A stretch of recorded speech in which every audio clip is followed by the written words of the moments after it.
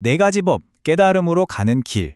오늘 이 시간에는요, 대체 무엇이 우리를 이 끝없는 고통의 순환 속에 꽉 묶어두고 있는지, 그리고 더 중요하게는 어떻게 거기서 벗어날 수 있는지, 그 고대의 지혜를 한번 같이 파헤쳐 보겠습니다. 자, 바로 시작해 볼까요?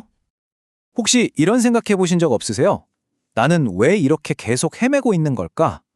왜 우리 삶은 가끔 어떤 목적도 없이 그냥 떠다니는 것 같고, 왜 자꾸만 비슷한 실수를 되풀이하면서 똑같은 괴로움 속에 빠지는 걸까요? 바로 이 질문에 대해 붓다는 아주 깊은 통찰을 우리에게 보여줍니다. 경전에 따르면 말이죠. 우리의 이 방황은 이번 생에서 처음 시작된 게 아니라고 합니다. 정말 상상조차 할 수 없는 기나긴 시간 동안 우리는 쌈싸라, 바로 윤회라고 불리는 거대한 흐름 속에서 태어나고 죽기를 반복해 왔다는 거예요. 이게 바로 우리가 마주한 근본적인 현실인 거죠. 아니, 그렇다면 도대체 뭐가 우리를 이 순환에 이렇게 단단히 묶어두고 있는 걸까요? 붓다는 이걸 요가, 그러니까 소나 말의 목에 씌우는 멍에에 비유했어요.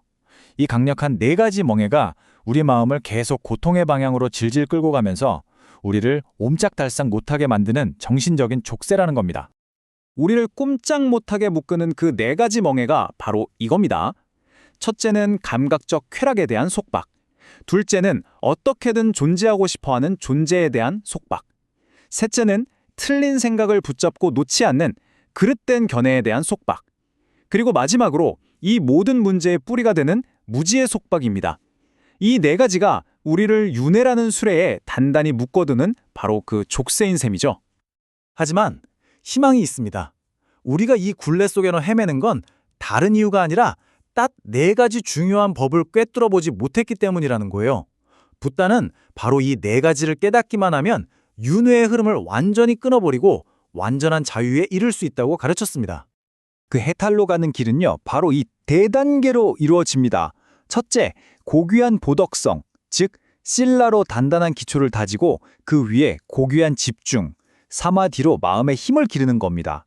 그리고 그 힘으로 고귀한 지혜, 판야를 통해 사물의 본질을 꿰뚫어보고 나면 마침내 모든 속박으로부터의 고귀한 해방, 비무띠, 즉 해탈에 이르게 되는 거죠. 이게 나중에 지어낸 이야기가 아니고요. 경전에 아주 명확하게 나옵니다. 도덕성, 집중, 지혜, 그리고 위없는 해방, 이 법들을 명성 높은 고타마께서 깨달으셨다. 이게 바로 붓다가 직접 걸어가고 또 우리에게 보여준 고통 소멸의 길 그 자체입니다. 이 여정을 좀 더 쉽게 이해하기 위해서 경전에 나오는 아주 기가 막힌 비유를 하나 들어볼게요. 우리 모두는 지금 거대한 강물 속에 있다고 상상해 보세요. 경전은 이 강물 속에서 우리의 모습을 네 가지 유형으로 나눠서 설명합니다. 첫 번째 유형은 아누소 타가미, 말 그대로 흐름을 따라가는 사람입니다. 감각적인 즐거움과 해로운 업이라는 거센 물살에 그냥 자신을 완전히 맡겨버리고 정처 없이 떠내려가는 유형이죠. 사실 대부분의 사람들이 자기도 모르게 이 상태에 머물러 있습니다. 두 번째는 파티소타가미, 흐름을 거스르는 사람입니다. 아, 이 세상의 흐름대로 살다가는 결국 고통으로 가겠구나, 이걸 깨닫고 아무리 힘들고 어려워도 의식적으로 욕망에 저항하면서 물살을 거슬러 올라가려고 애쓰는 사람이죠. 바로 수행자의 모습입니다. 정말 대단한 용기가 필요한 일이죠. 세 번째 유형은 티타토, 굳건히 선 사람입니다. 거센 물살 속에서도 전혀 흔들리지 않는 단단한 섬처럼 자신을 낮은 차원의 재탄생에 묶어두던 족쇄들을 부숴버리고 마음의 평화를 얻은 사람이죠. 이들은 더 이상 거친 물살에 이리저리 휩쓸려 다니지 않습니다. 그리고 마지막 네 번째는 틴노 바랑가토, 강을 완전히 건너 저편 언덕에 도달한 사람입니다. 모든 고통의 강을 건너서 열반이라는 평화로운 땅에 발을 디딘 존재, 바로 아라한이죠. 이 여정의 최종 목적지입니다. 자, 그럼 우리 같은 보통 사람이 대체 어떻게 해야 이 거센 물살을 거슬러서 저 평화로운 언덕까지 갈 수 있을까요? 이 정말 중요한 질문에 대해 붓다는 아주 구체적이고 실용적인 일종의 엔진을 우리에게 제시했습니다. 그 엔진의 핵심이 뭐냐? 바로 삼마빠다나, 즉 바른 노력입니다. 이건 그냥 무작정 열심히 하는 맹목적인 노력이 아니에요. 우리의 한정된 에너지를 이 길 위에서 가장 현명하고 효율적으로 사용하는 붓다의 공식인 셈이죠. 바로 이 네 가지 바른 노력이 우리를 앞으로 나아가게 하는 진짜 동력입니다. 그 네 가지 노력이란 이겁니다. 첫째, 나쁜 잡초가 자라지 않도록 미리 막는 노력, 단속. 둘째, 이미 자라난 잡초는 뽑아버리는 노력, 단멸. 셋째, 좋은 씨앗을 심고 키우려는 노력, 수습. 그리고 마지막으로 잘 자란 좋은 식물이 계속 자라도록 가꾸는 노력, 유지입니다. 꼭 우리 마음의 정원을 가꾸는 것 같지 않나요? 이런 바른 노력은 자연스럽게 지혜로운 판단력으로 이어집니다. 지금 보시는 화면이 그걸 잘 보여주는데요. 어리석은 사람, 즉 반론은 칭찬하면 안 될 사람을 칭찬하고 믿으면 안 될 사람을 믿어버리죠.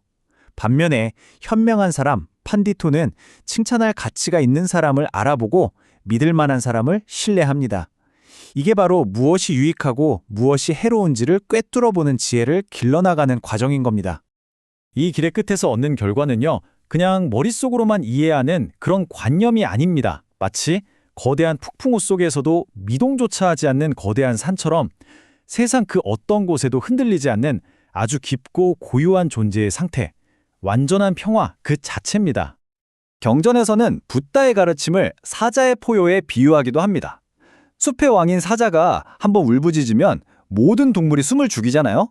그것처럼 붓다가 진리를 설할 때 그 말씀의 힘이 너무나 강력해서 아주 오래 산다는 신들조차 우리도 영원한 존재가 아니었구나 하고 깨달으며 두려움에 떨게 만든다고 합니다. 진리의 힘이란 게 그만큼 압도적이라는 뜻이겠죠. 그렇다면 이 모든 여정을 끝마치고 깨달음을 얻은 존재는 대체 뭘까요? 신일까요? 아니면 어떤 영적인 존재, 혹은 그냥 특별한 인간? 예전에 도나라는 브라만이 붓다에게 똑같이 물었습니다. 당신은 앞으로 신이 될 겁니까? 아니면 정령입니까? 그것도 아니면 인간입니까? 붓다의 대답은 이 모든 예상을 뛰어넘었습니다. 자신은 그 어떤 것도 되지 않을 거라고 했어요. 대신 이렇게 말했죠. 나는 모든 오염원들을 파괴하였기에 잠에서 깨어난 자이다. 나를 붓다라고 기억하라. 그러니까 붓다는 한 사람의 이름이 아니라 모든 정신적 오염에서 벗어나 무지의 잠에서 완전히 깨어난 존재, 바로 그 상태를 가리키는 칭호인 겁니다. 오늘 우리는 고종이라는 거대한 강과 그 강물 속에 있는 네 부류의 사람들에 대해 알아봤습니다. 이제 마지막으로 우리 자신에게 물어볼 차례입니다. 나는 지금 어떤 흐름 속에 있는가? 그저 세상의 물결을 따라 정처 없이 떠내려가고 있는가? 아니면 용기를 내어 이 거센 물살을 거슬러 헤엄치고 있는가? 그 답은 오직 당신만이 알 수 있습니다.